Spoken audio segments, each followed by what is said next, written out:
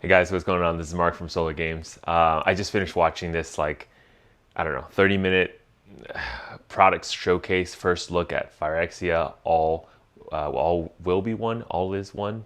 Okay. Um, and I mean, honestly, this is the funniest thing, right? We're just glimpsing what the future of Magic is going to be. Um, have they learned anything from 2022? No, absolutely not. The product lines are going to get more complicated. There will be more stuff just per set. And in addition to this, like there's more. There's going to be 2 new foils introduced just in this set. There's going to be like 1,000 different versions of every card. So for everybody who hasn't watched it, I'll just give you a little quick debrief. It's really funny, right? So as I'm saying this now, I think, we have a lot of fun laughing at Wizards kind of like crashing their ship into the shore, but at moments like this, you just gotta laugh. It's so funny that you know how they just don't hear anything. It's the echo chamber at Wizards is so strong on no, we got to have all of these things. This is what all the customers are asking for, right? So okay, some little debrief.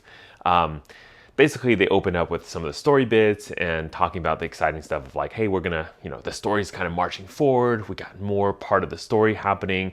All the heroes, Planeswalkers, lost on Dominaria and they lost really bad. So guess what? We're all gonna, go and invade Phyrexia because that's the way to kind of like rescue the entire world, right? So there's a little bit of story bit. At this point, honestly, nobody cares about Magic IP. The story doesn't matter. It doesn't matter because they literally spent like maybe 2 minutes on that part of the story, maybe 2 more minutes on Planeswalkers and them being completed, and the rest of the whole thing was on product lines, what you're going to see, what kind of cards are there, like tons of time put onto like booster fun, all the different art showcase frame, this frame, that frame, where do you get this product? Oh, you got to open collector's booster to get this super special rarity with a super special Pokemon foil, whatever. It's insane. This is the whole thing now, right? 12 minutes was spent on booster fun, 2 minutes was spent on story. You tell me, what do you think Wizards care about, right? There was one moment that was so funny. I think it was like Mike Turn, and he was like, "Oh, Phyrexia is so cool. I wish we could just do more. Is there a way to show off more Phyrexia? And I swear I thought he's gonna say, can we just grasp more money from our customers? The way he's saying it, he's so passionate. And the thing is, like, if he's talking about the story, awesome, right? Can we show more Phyrexia? He's talking about all the special different Elish Norns that are going to be in this set. It's ridiculous. So they had this panel that had like, I'll just kind of show you a little clip of it, but they had this panel of like 6 Elish Norns. And they're like, oh, look, there's, Elish Norn is the last Praetor. She's so cool. We really want to make sure you have all the different versions that all the players want, right? And Mike Turn is like panicking because he's like not sure if he's remembered which version fits in what product line, right? And he's like, okay, this one, the main set is going to be in the draft booster in the collector's edition. And the collector's edition, we're going to give you the foiling, but that's going to be a normal foil, and that's not going to be the Galaxy foil or the oil slick foil or the raised border foil.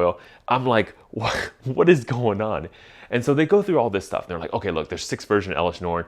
The reason we do this is because she's super special. Obviously we got to give her a Phyrexian text version. We got to give the Junji Ito manga version because all the, the weebs and the people need more Junji Ito. Okay, dude, big fan of Junji Ito. I love his work. Honestly, did not need Elish Norn and Junji Ito. Elish Norn is scary enough. You don't like, anyways. And then, of course, that's not enough. We got to have like, the Icor Inc. Borderless frame version of Elish Norn. Okay, the main set, normal, stupid version that nobody really cares about anymore. And of course, like, you got your borderless, you got your showcase, you got your concept art Elish Norn. Like, this is so okay. They have this panel, 6 Elish Norn shown, right? And you're thinking, okay, cool, that's it. That's all the Elish Norn I have to worry about. And then they tie over to the other product line that they're trying to sell you called the Phyrexian All-is-One Completed Bundle Edition. So, the bundles have started to get their own collector's booster, basically, in that there's a gift edition that they usually do during the holidays. Originally, it was like a holiday version. It's kind of cool. You get a holiday version of the bundle, but only once a year for Christmas, whatever. But nowadays, they're just like, oh, randomly, like in the summer, here's a holiday version. You want the gift bundle in addition to your normal bundle? Have fun. And now, because of course they can't, it's kind of weird to say like gift edition in like January. They're like, oh, it's the complete edition. And you know the March of the Machine next like set, they're gonna say, oh, it's gonna be the machine, the marching edition, right? And this just another different thing, a version that they're gonna introduce into the set. That's basically where we are now. That's what we're doing now, and all these different versions, all these different stylistic choices that they're putting in. I mean, there was one shot that where they brought up the entire like panel of all the products that they're gonna have for the next, I don't know, like for this set, and it can't even fit on the screen. It's so like numerous. I mean, it's basically like an eye chart to read through, and we totally missed the, like on the bottom right corner. Of course, there was the jump start, so the garbage jump start is gonna be back again. But now we have a welcome pack. What is a welcome pack, dude? Of course, they're not gonna talk about it because it's probably some garbage, shitty thing. But it's like, oh, there's that product lines too. So the draft boosters or the booster packs, there's going to be like 6 of them already or whatever. The bundles, there's 2 of them. Of course, there's commander decks and everything now. And I don't know why, but they put 3 secret layers on one corner. And I'm like, are secret layers now part of like the sets too? Oh, these are the Phyrexian all is one secret layer. Is that a thing now that we're going to do? Dude, it's so insane, right? So they introduced 2 more foils. These are not your traditional edge or whatever. Okay, these new foils. One I think is kind of like a texturized foil, but they're making it somewhat easy to get. So they're calling it oil slicked raised foils. So that raised word makes me feel or think it's going to be like a texturized foil. To be fair, they do look pretty nice, especially on the lands. I'm pretty sure if they have a little like, you know, a ripple or like they have it's like ribbed edges or something on the card. That's cool. I like it. It's fine, right? And the cards do look pretty cool. But of course, they're exclusively in the complete edition.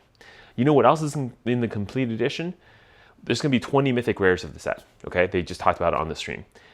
Every box of the complete edition are going to get 2 of the 20 mythic rare in the oil slicked raised foils.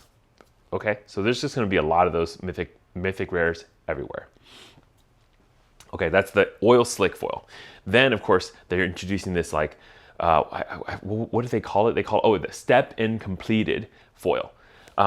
Basically, if you ever had like Pokemon card, I think from the early 2000s, 2006-ish, that era, where it has like symbols of the energy symbols or maybe the gym symbols on the holographic. So if you like kind of turn it, you can see the symbols. In this case, it's going to be like Phyrexian symbols all over the card. Is it cool? Yes. Is it necessary? No. Look, I've been saying this for many times and I'll keep saying it until it's true. The only foil I need is the one that is a foil that doesn't curl. That's it. Just make it nice, make it clean, and do not let it curl. The fact that all these special editions, whatever, I mean, can you imagine your Ichor Slick raised foil is going to be curled? It's what are we doing now? This is the future of Wizards now, right?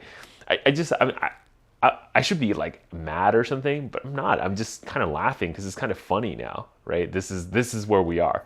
This is the type of things we're doing. Of course, by the way, Street Fighter cards are back. So this is good, right? So they had the Street Fighter Secret Lair that had exclusive cards. Now they're putting those cards directly into Phyrexia, all as one. Probably the set boosters in the list slot. That's usually where they put them. Should be pretty good. You know, it's nice. You're gonna have some reprints. So I don't think the Street Fighter cards were that powerful, anyways. But if you want them, you can get the non-Street Fighter version. They're not gonna say Ryu or whatever. They're just gonna say like, you know, there's new artwork for these, and this can be magic characters.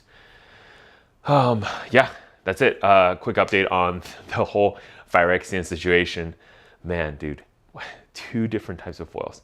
Oh, one last thing, of course. So when they were like finishing the dress, they were like, oh, there's gonna be another set, right? Did you know they're already releasing a mini set after March of the Machines?